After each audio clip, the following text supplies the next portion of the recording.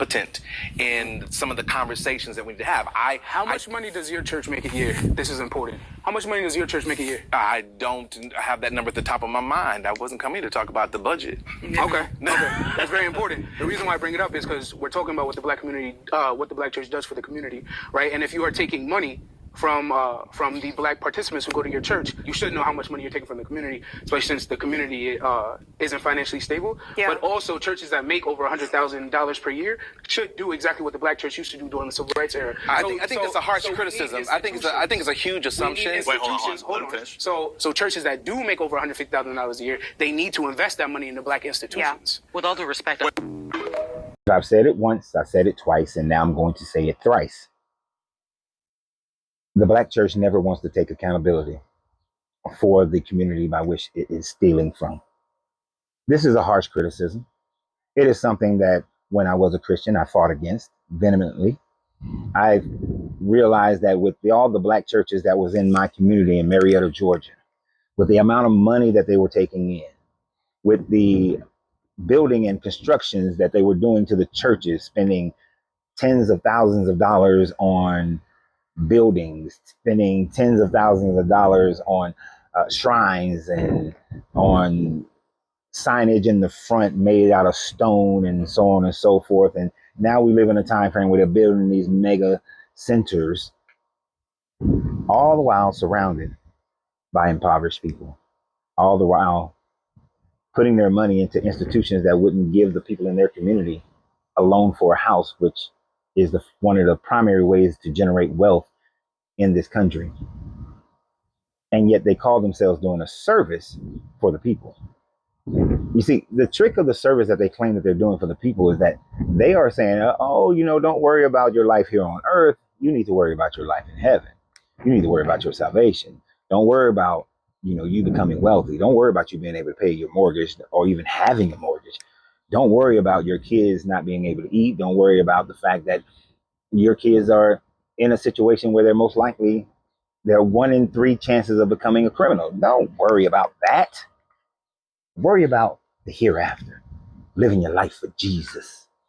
All the while the pastor doesn't live in that community. No. You pastor this church near the projects, but you live over in East Cobb. You live down in Roswell. You live over in Alpharetta. You're living in the affluent areas where your children are getting better education while you're taking money from the impoverished people. One of the last churches that I belonged to was just like that. Just like that. The pastor lived way the hell out in Covington. Nice house on a piece of land overlooking a lake. Walk right out the backyard, go down a little hill, and boom, you're at the lake. Nice Mercedes, the whole deal. Nice sized, middle-sized church.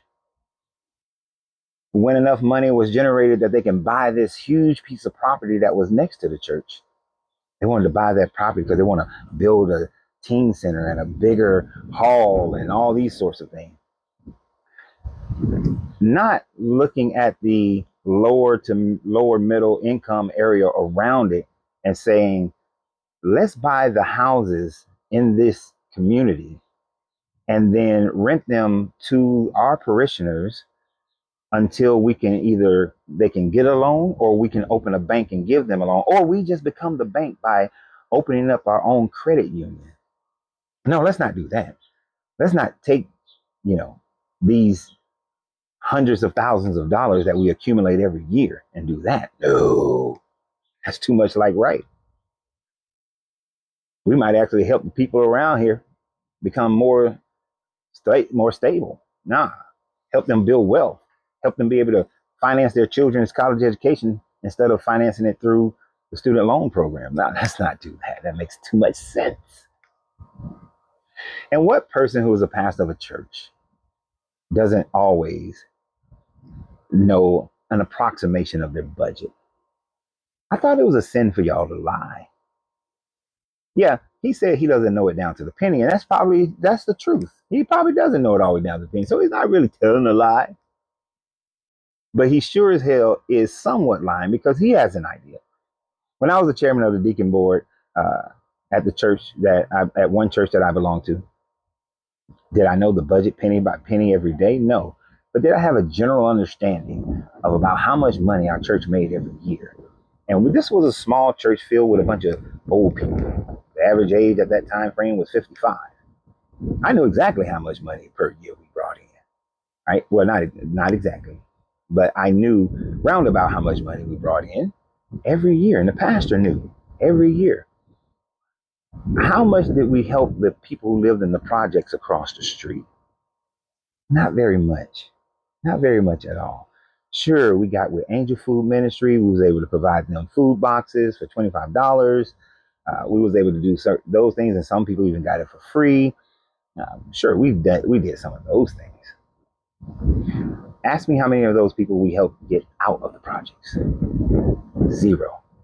From the time frame that I started going to that church at 15 years old to the time frame that I walked away from that church at 36, 35 years old, we helped not one family get out of the projects. Not one. What is the benefit of the black church if you're not helping the black community? You are no purpose. You are a gatekeeper. And this is one of the reasons why I am so thrilled that more and more black people and people in general, but especially black people, are walking away from this vile religion. It is the probably second most detrimental thing that black people in America abide by. The number one thing that black people in America abide by is integration. It's thinking that everything outside of our own community is better than what our own community can provide.